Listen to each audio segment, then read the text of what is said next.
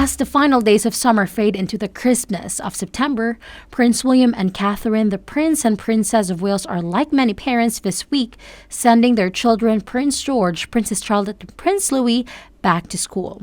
It's a bittersweet time for Catherine. She always gets emotional over back to school. It's a new milestone for their kids and more proof of how fast they've grown up. Catherine could not help but be moved by this special moment. It also offered the mother of three some time to recuperate, and it will give Catherine the chance to rest quietly when she needs it without feeling guilty that she's not with the children.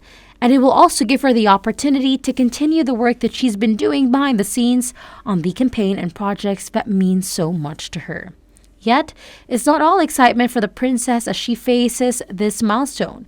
According to former royal correspondent Johnny Bond, Catherine is likely experiencing mixed emotions.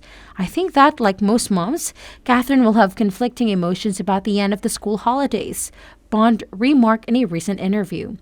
Entertaining three children day after day, especially when there must still be days when she's feeling the effects of her cancer treatment, can't always have been easy in this past few weeks. Catherine has been largely absent from royal duties this year as she focuses on her health. Her public appearances have been few and far between, with her most notable outings being at Trooping the Colour in Wimbledon. These events mark her first public engagement since her cancer diagnosis was announced in March.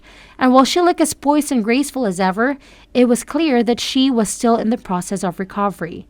Johnny Bond expressed hope that Catherine does not feel guilty about her time away from the public duties. I hope very much that she's not feeling guilty about her prolonged absence from the public stage, Bond said.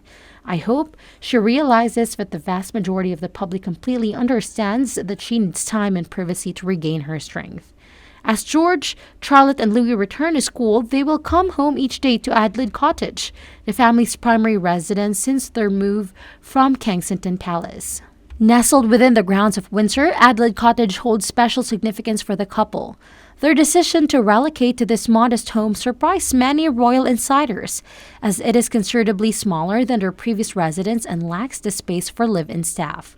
However, this move was made with a very meaningful purpose in mind. According to royal expert Robert Jobson in his book, Catherine, the Princess of Wales, a biography of the future queen. The couple chose Adelaide Cottage to be closer to Queen Elizabeth II during her final months. William understood the importance of being geographically close to his grandmother, particularly as she grew older and needed more support. Catherine, too, recognized how crucial this time was for William, knowing that his presence near the Queen was vital. Their decision to live at Adelaide Cottage allowed William to spend invaluable time with the late Queen, forging even stronger bonds with her during those final months.